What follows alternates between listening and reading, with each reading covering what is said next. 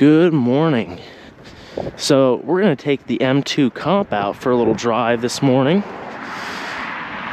We're actually going to take it to the hangar quick to clean it up because from the past couple days there's been salt down on the roads and I'm not a fan of that. Believe it or not, I don't like my car being covered in salt, so I'm going to take it there, clean it off a little bit, go for a little morning drive. My last POV video did really good, so we'll see what this one does.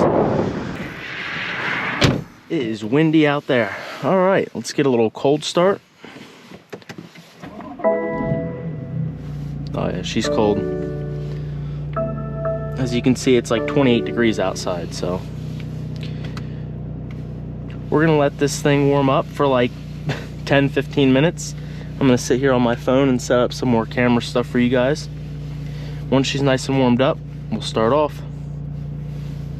Now that the car's been warming up, it's up to operating temp. I let it sit here for like 10-15 minutes and just mess around on my phone with some camera stuff for a little bit because it is freezing out here. It's like 28 degrees, so the tires are going to be cold and hard. So we're probably not going to get much traction, which is fine because it's an M car and it's fun, but let's get on with this drive. Let's start off in M1. I mean, a quick little overview of the interior. Everything's pretty much standard BMW. Some nice carbon fiber stuff, Alcantara, your M modes here. Of course, we got her in the manual.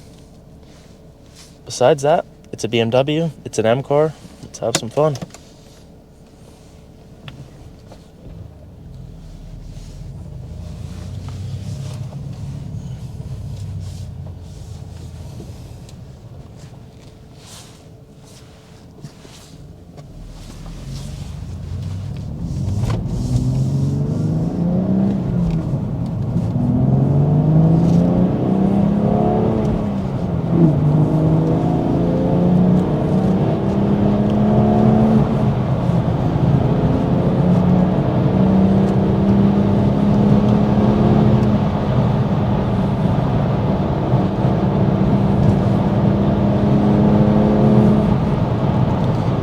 Now, like I said, the plan is today to drive this car. We're going to go grab some breakfast first, and then we're going to go to the hangar so I can pull this thing inside with all my detailing stuff and detail it really good because I've been driving it the past couple days quite a bit, and she's getting a little dirty. And that is a pet peeve of mine. It was the same way with the Corvette. My vehicles just cannot be dirty. I got a bottle of ceramic on order for this, so as soon as our ceramic coating comes in, we can do a full paint correction and then throw some ceramic on it. That way it's a little bit more protected. Currently working on getting the garage set up for it.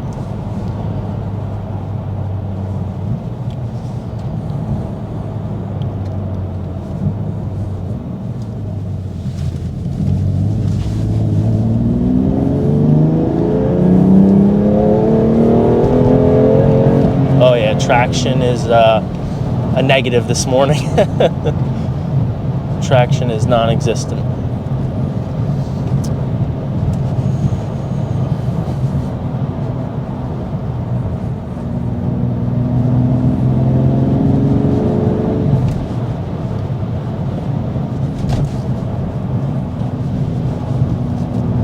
But yeah, so garage-wise, we have like six cars worth of garage space, but it's kind of occupied right now by some boxes and some other stuff, and then the other vehicles.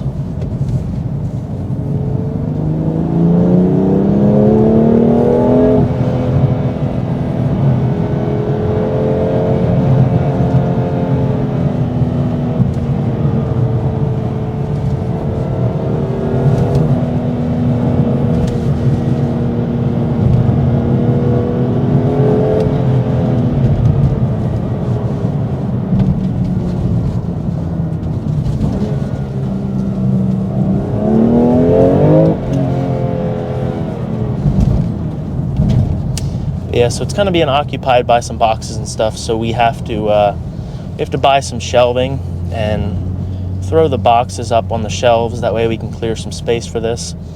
And then the garage I'm going to store this in, it comes off the road and it's kind of grassy, so I don't really want to do that. So we're planning on eventually getting it paved, but until then I'm just going to throw some stone down.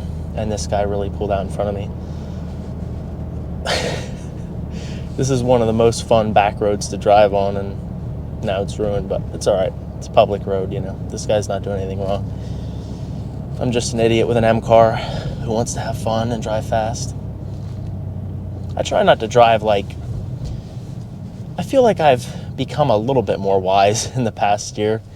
I try not to drive reckless and endanger anybody. Like, if I'm on a place, if I'm driving on a road, like, I know it could be dangerous.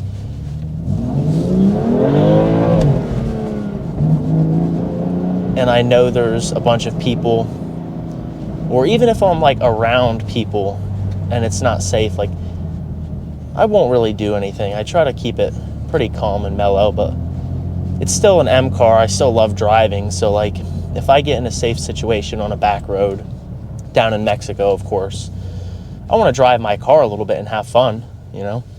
I plan on actually taking this car to the track quite frequently come summertime.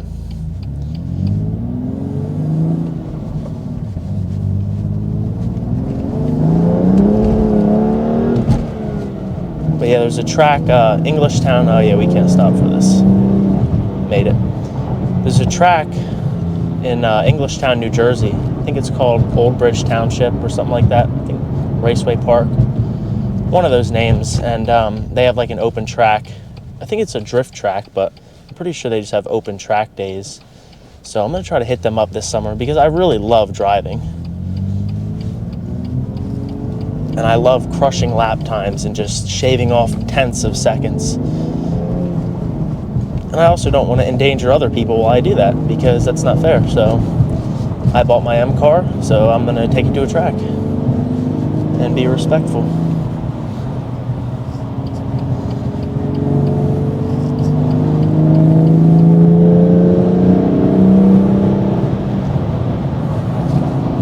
Let's go ahead and throw this radar detector on. So sorry for this noise.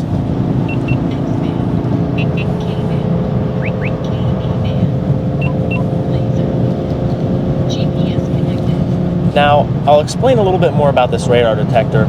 If you have any sort of performance car, I mean, even if you don't have a performance car, if you just drive highways all the time, I highly, highly recommend getting a radar detector. Now, I use the combination of Waze and the radar detector, and I have been saved from so many tickets. I mean, even if you're going like 10, 15 over the speed limit and just going with the flow of traffic, just to have the radar detector and pick up on cops when they're sitting there in a speed trap, because that's really what it's going to do. It's not going to save you from local police, because local police don't use radar, at least in Pennsylvania. But what it's going to save you from is when the cop hasn't been seen on Waze yet, and when he is just sitting somewhere hidden with a speed trap, just having his radar on and waiting for somebody to be doing 100 and pop up and go get him. And what will happen is you'll be driving down the highway. Let's say way up there was a cop sitting behind like the median or something with his radar gun just sitting there detecting people as they drive by. I would be alerted of that like a mile up the road, and it would start KA band and it would start going off. And as soon as you see KA with a radar detector, that's the frequency most cops use, at least in PA and New Jersey where I live. If you see KA band, just start slowing down. Get in the right lane, you wait, you see the cop, eventually he'll pass, and then you get back to driving. It was probably about $1,000 for that radar detector. But the amount of money and tickets and things that has saved me is insane. Could not recommend it more.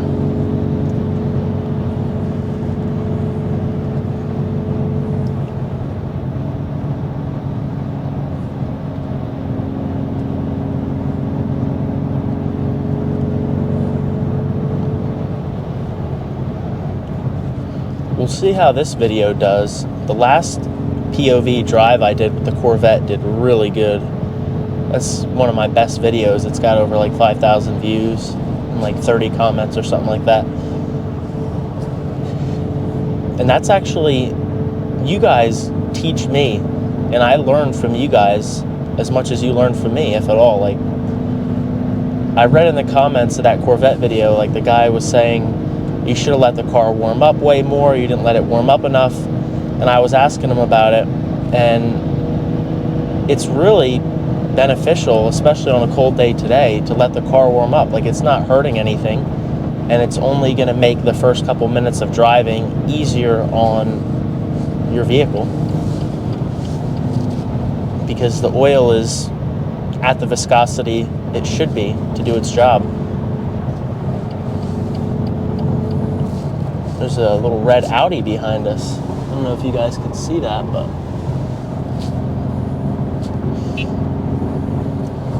does not look like he is a stock vehicle, so we'll see. The way this car just hugs turns and just how precise it is amazing. This is such a good balance. This car is such a good balance between daily drivability, because it's efficient. I mean, I'm getting like 22 miles per gallon, and that's way better than my truck. Is it as good as a Prius? No, but you know, what do you want? You can't have your cake and eat it too.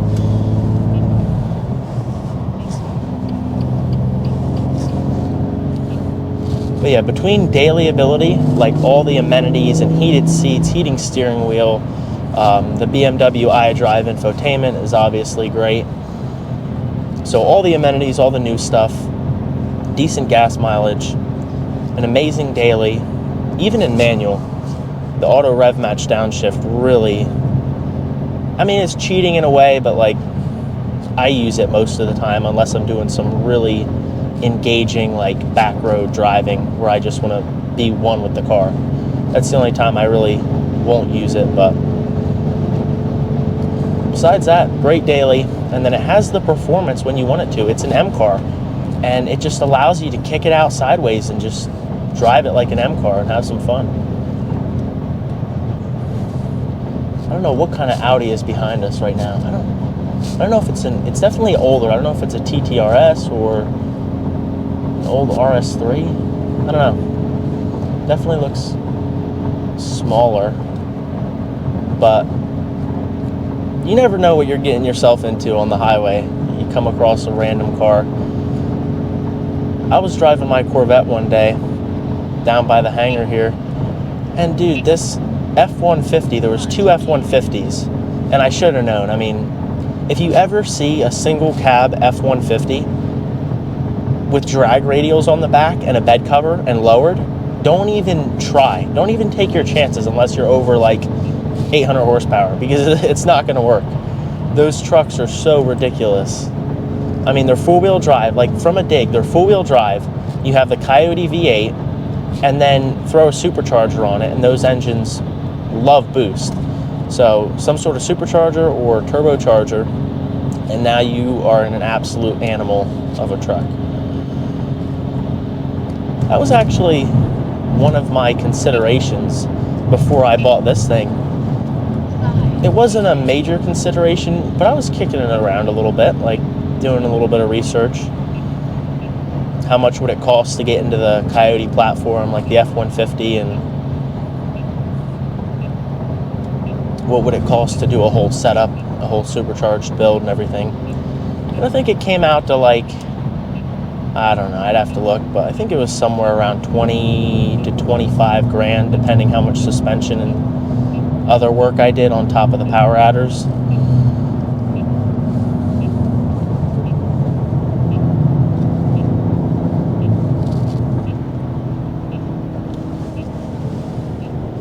I think it came out to like 20 to 25.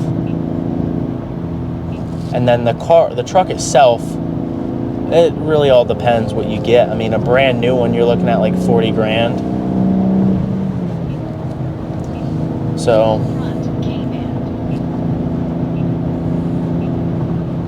I was also looking at Mustangs, but I didn't want to just be another Mustang GT with a supercharger or a procharger.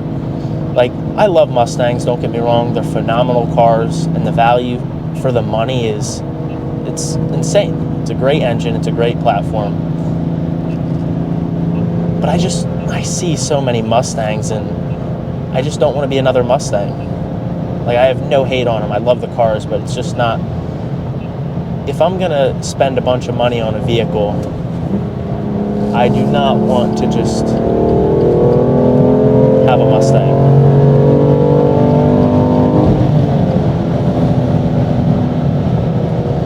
So, after I decided I wasn't just going to go with the GT,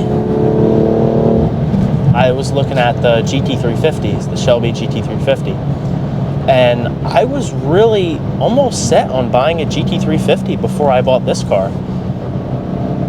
All of the reviews and everything I watched on those cars, people had nothing but good to say about them besides like the oil consumption issues, which every car has its problems. Like this car and the crank hub, you know, and the oil pan, the charge cooler, like every vehicle has its issues, so you just need to pick which ones you want to deal with. But yeah, I was looking at the GT350s and they seemed like amazing cars.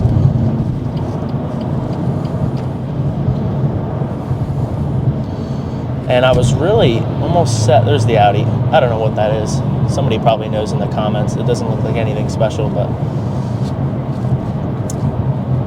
So yeah, I was looking at GT350s before I bought this. But I didn't pull the trigger on one yet. And then I walked into the dealership when I got my mom's car for her, and I saw this, and it was just perfect. This was the car. So in terms of a daily, I think this is going to be a much better daily for me than the GT350.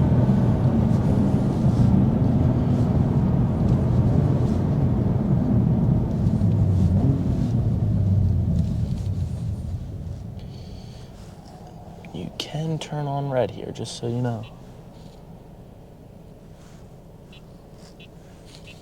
I don't know if you know that, but little Corolla, you can turn on red. It is a thing in America. It does not say no turn on red. I guess not. But yeah, so I think this car is going to be a good daily for me. I think it's going to do everything I want it to. Okay, now it's green. Now you really can go. Unless you're waiting for yellow. If that's your sign to go, then we're going to be waiting a while.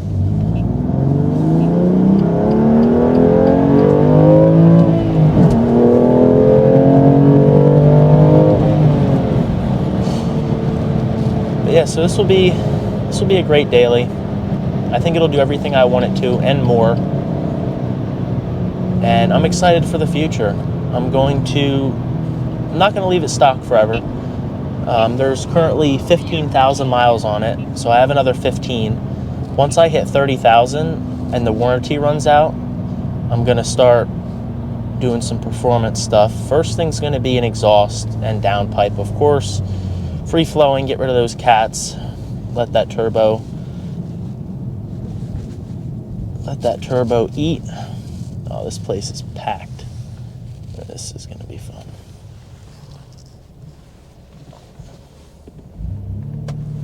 I'm not parking down there. Let's find a different place to park.